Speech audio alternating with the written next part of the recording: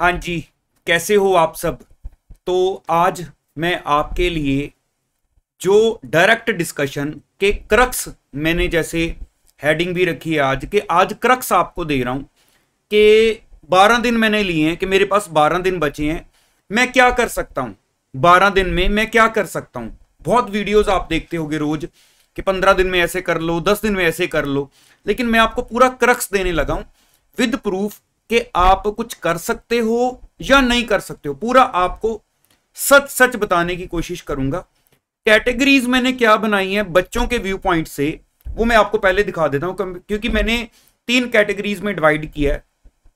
क्योंकि अगर आपकी इनमें कैटेगरी आ रही है तो आपके लिए ये वीडियो यूजफुल है।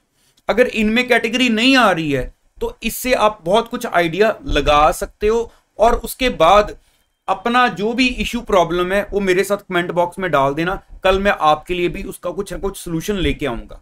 अब मेन बात क्या है, कैटेगरीज क्या है कि 12 दिन में मेरे ऊपर प्रेशर है। सिचुएशन फर्स्ट मैंने क्या ली है कि मुझे कुछ नहीं आता। एक बच्चा कह रहा है कि मुझे कुछ नहीं आता।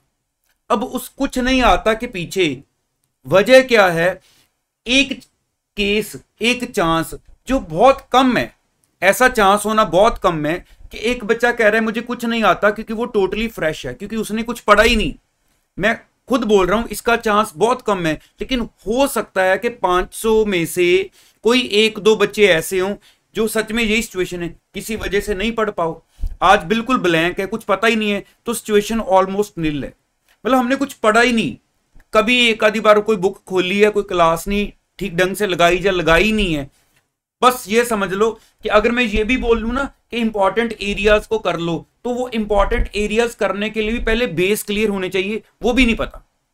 अब कुछ नहीं आता। मैं दूसरी सिचुएशन क्या है कि सारा टाइम मैं अंडर प्रेशर रहता हूं, ठीक है, डर अंदर से और डराता जा रहा है, क्योंकि डेज वेस्ट कर दिए, ऐसा लग रहा है कि सब कुछ मुझे भूल चुका है, ठीक है।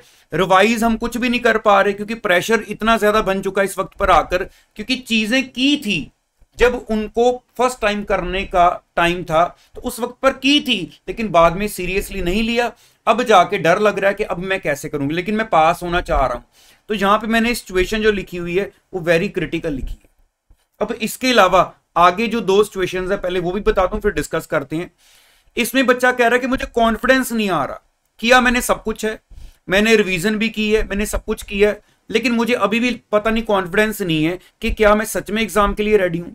या कुछ बच्चे शायद ऐसे हैं कि 2 सब्जेक्ट्स तो हमने कर लिए, लेकिन 2 हमारे बहुत वीक है। अब उसमें पता नहीं 2 ही तैयार करके चले जाएं, 2 को छोड़ ही दे, या कैसे करें।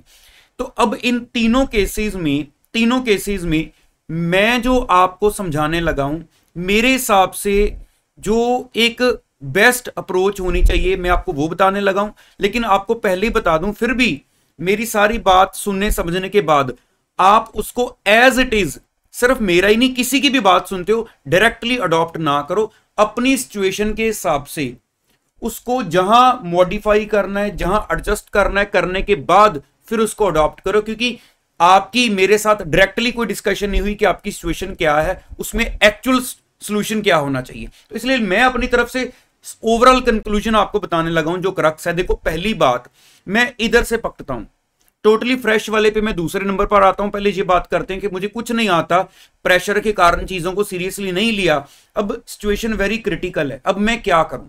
देखो, मैंने लिया है सबसे पहले दिन 12 है। अब आपको रियलिटी बताता हूं 12 दिन में आपके ऊपर क्या क्या बीत सकती है।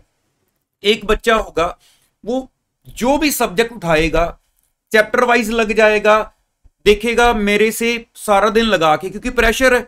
दिन में अगर थ्योरी उठाता हूं तो 1 या 2 चैप्टर भी नहीं कर पा रहा, प्रैक्टिकल उठाता हूं तो उसकी भी यही हालत है, ये छोड़ा ये पकड़ा, ये छोड़ा ये पकड़ा।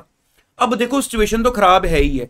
अब इसमें मैंने कई बार बोला है पहले भी वीडियोस में, इन दिनों में लगातार, कि अगर मैं ये बोल दूं छोड़ दो, नहीं कर सकते, नॉर्मली बच्चे का क्वेश्चन ही ये होता है नॉर्मली कि क्या अब स्टार्ट करूं तो हो जाएगा। आपने देखा होगा, बच्चों ने कमेंट बॉक्स में भी देखा होगा, ये क्वेश्चन बहुत रिपीटेडली पूछा जाता है कि अब स्टार्ट करूं तो हो जाएगा या नहीं होगा। अगर मैं बोलूं नहीं होगा तो आप कौन सा इस बात को कह लो कि एक्सेप्ट करोगे, कुछ ना कुछ तो करोगे। इसलिए मैं बोलूंगा ही नहीं कि नहीं होगा, मैं भी ये बोलूंगा करो। जितना टाइम है उसमें करो, लेकिन करना क्या है, अब यहां पे मेरी जो प्रेफरेंस है, यहां पे हम सिलेक्टेड स्टडी कर सकते हैं। कि अब जो हो गया, जो गलती है वो तो है ही है, रिस्क तो है, रिस्क अब हमारा साथ चलेगा, क्योंकि सारा पढ़ जाएंगे तो रिस्क, इसमें रिस्क क्या है कि पेपर में जाके कुछ भी शायद याद ना आए, 10% चीजें शायद याद आए, 10%। अगर हम सिलेक्टेड स्टडी कर लें, अब नेक्स्ट क्वेश्चन होगा सिलेक्टेड स्टडी कैसे करें। देखो सिलेक्टेड स्टडी कैसे कर सकते हो, मई 18 से लेकर दिसंबर 21 तक टोटल पास्ट 8 अटेम्प्ट्स के क्वेश्चन पेपर अवेलेबल हैं, 8 अटेम्प्ट के, 4-4 का सेट बना लो, पहले लेटेस्ट प्रीवियस 4, फिर उसके बाद उससे पुराने 4, मतलब दिसंबर 20, ये हमारा दिसंबर 21 से पीछे वाले 4, फिर उससे पुराने 4। पहले अपने चारों सब्जेक्ट्स के लेटेस्ट वाले 4 पेपर उठाओ, और उन 4 पेपर में पहले एक सब्जेक्ट का उठाया, मान लो आपने अकाउंट्स का उठाया, अब अकाउंट्स का सीरियल ऑर्डर में चलो, जैसे जैसे जो जो क्वेश्चन चल रहा है उस क्वेश्चन में देखो कौन से टॉपिक से पूछा गया है, कौन सा एरिया आपके मॉड्यूल में से, चैप्टर में से पूछा गया है, उस चीज को रिवाइज करो, फिर अगले में आओ उस चीज को रिवाइज करो। अगर किसी बच्चे को लगेगा कि मैं पहले एक ही चैप्टर में सारे पास्ट चीजों की रिवीजन करना चाहता हूं, फिर आप स्कैनर या एनालाइजर यूज कर सकते हो, वहां से आप चैप्टर वाइज देख लोगे कि इस चैप्टर में से पिछले पास्ट 4 अटेम्प्ट्स में कौन कौन से एरियाज में से पेपर आया, फिर आप चैप्टर वाइज कर सकते हो। चैप्टर वाइज चलना है तो फिर आप इकट्ठे 8 पेपर भी उठा सकते हो, लेकिन मेरी सजेशन ये है 4-4 करके उठाना। ये ना हो कि 8 पेपर करने के चक्कर में 2 सब्जेक्ट्स के 8-8 कर लो, 2 के आपके 2-2 ही हो पाए, इसलिए सजेस्ट कर रहा हूं 4-4 करके चलना। चैप्टर वाइज भी चल सकते हो अगर स्कैनर या एनालाइजर की हेल्प लेते हो। एनालाइजर आपको पता है हमारी वेबसाइट पर जैसे अवेलेबल होते हैं, लेकिन जो स्कैनर है वो आप मार्केट में अवेलेबल होते हैं, है ना। तो ये आपकी चॉइस रहेगी, यहां पे आपने अपने माइंड से इस चीज को सोचना है।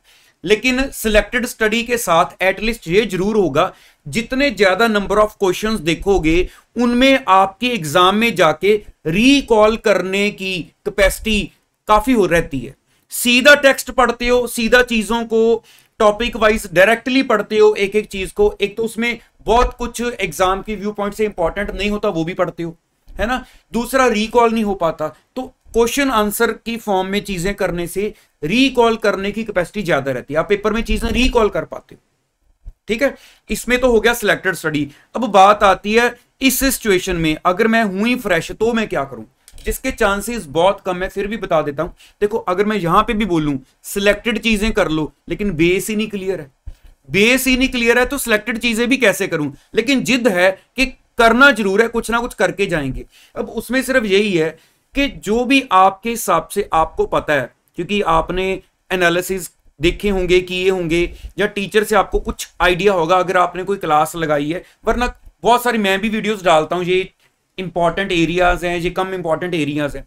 तो जो भी इंपॉर्टेंट एरिया है उसको उठा के स्टार्टिंग से अब आप कितने कवर कर पाते हो चैप्टर्स को, ये टाइम के ऊपर डिपेंड करता है कि 12 दिन अगर हम ले रहे हैं, लेकिन जो करना है आपको पूरा बेस बना के चलना पड़ेगा। इसमें और कोई ऑप्शन नहीं है कि आप डायरेक्टली चीजें उठा लो।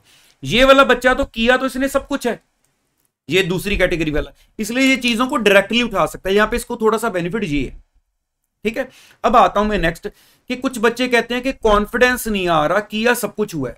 अब यहां पे मैं आपको ये पूछना चाहूंगा कि क्या आपने कोई टेस्ट वगैरह, अगर टेस्ट नहीं चलो छोड़ दो उसको, अपने सेल्फ बेसिस पर जो आईसीए के मॉक टेस्ट होते हैं या आरटीपी है, जहां सबसे बेस्ट आपने देखा होगा, मैं प्रेफरेंस पास्ट एग्जाम को देता हूं, क्योंकि वो एक्चुअल में हिस्ट्री हमारी है कि क्या आ रहा है ना, क्या एक्चुअल में आया एग्जाम में, कैसे क्वेश्चंस पूछ रहे हैं।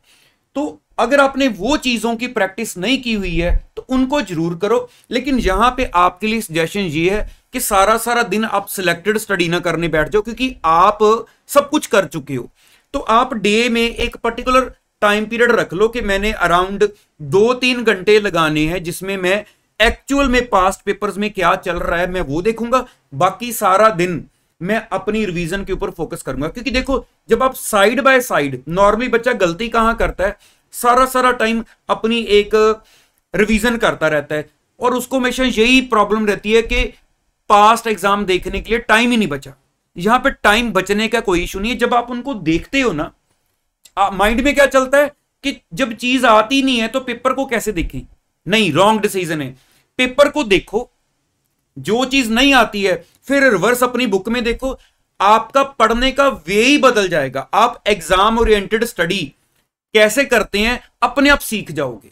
12 दिन बहुत हैं, 3-3 4-4 पेपर भी देखोगे हर सब्जेक्ट के, तो आप बहुत ज्यादा ग्रिप बना पाओगे, आप में कॉन्फिडेंस भी आ जाएगा। जस्ट मेरी बात को मान के देखो, एक बार 2 दिन मान के देख लो आप। अगर आपको लगा कि नहीं कुछ बन रहा, लेकिन पॉजिटिवली लेके चलना कि बनेगा, क्योंकि मुझे पता है बनता है। अब लास्ट थर्ड कैटेगरी है कि 2 सब्जेक्ट्स स्ट्रांग है, 2 वीक है, क्या करूं। अब मैं यहां पे भी आपको जो मेरी ओपिनियन है वो दे देता हूं। देखो, अगर 2 सब्जेक्ट्स आपके स्ट्रांग है तो सच में इन 2 सब्जेक्ट्स में ज्यादा से ज्यादा मार्क्स लेने की कोशिश करो। जैसे हम कहते हैं ना कि एग्जामिशन ले ले, लेकिन कोशिश करो कि ये 2 जो आपके सब्जेक्ट्स हैं इनमें आपके क्या इंपॉर्टेंट चैप्टर्स हैं या कुछ इंपॉर्टेंट एरियाज हैं या आपके पास कुछ ऐसे क्वेश्चंस हैं, तो आप उनको डेली बेसिस पर मेन फोकस 2 सब्जेक्ट्स पर रखो जो स्ट्रांग है, लेकिन इनको पूरा छोड़ने की बजाय इनके दोनों सब्जेक्ट्स में भी वो एरियाज को निकालते रहो। साइड बाय साइड दिन में 1-2 घंटे लगा के देख लिया कि मैं पेपर की छुट्टी वाले दिन ये चीजें देखूंगा, इतना करते रहो। फेमिलियर सा कर लो अपने आप को, मेन फोकस उधर रखो कि उनमें मैं 60+ आराम से ले लूं। तो इससे क्या होगा कि आपका वो दोनों पेपर आप छुट्टी में भी पढ़ोगे तो कुछ ना कुछ चांसेस बन जाते हैं कि आपका पूरा ग्रुप निकल जाएगा। मैंने देखा है बच्चों को ऐसा पूरा ग्रुप पास करते हुए कि 2 सब्जेक्ट्स वेरी वीक, क्या सुपर वीक हैं, मतलब बहुत कम टच किया है, लेकिन वो पूरा ग्रुप निकाल गए सिर्फ 2 स्ट्रांग की वजह से। तो इसलिए अगर माइंड में फिक्स हो गया है कि नहीं जी मैं 2 ही दूंगा, 2 में एग्जामिशन लूंगा, उनको मैंने टच भी नहीं करना है, तो यहां पे अगर आपको लगता है कि आपके माइंड ने फिक्स कर लिया टच भी नहीं करना, तो जब 2 को दिन में पढ़ते हो, कुछ अगर आपको पॉसिबल हो सके टाइम निकाल सकते हो तो जरूर निकालो। तो मेरे ख्याल से इसके बाद भी बच्चों के माइंड में बहुत सारी क्वेरीज होंगी, तो क्वेरीज शेयर करोगे तो ही मैं रिप्लाई करूंगा। जितना ज्यादा मेरे साथ अपनी ये कन्वर्सेशन रखोगे उतनी ही एक्चुअल ग्राउंड रियलिटी पर मैं आपके लिए वीडियोस लेके आऊंगा। तो याद से मेरे साथ अपनी प्रॉब्लम्स को जरूर शेयर करना। दोबारा मिलूंगा आपको नेक्स्ट वीडियो में, बने रहो मेरे साथ, एग्जाम तक बहुत कुछ आपको गाइड करता रहूंगा। All the best, thank you so much.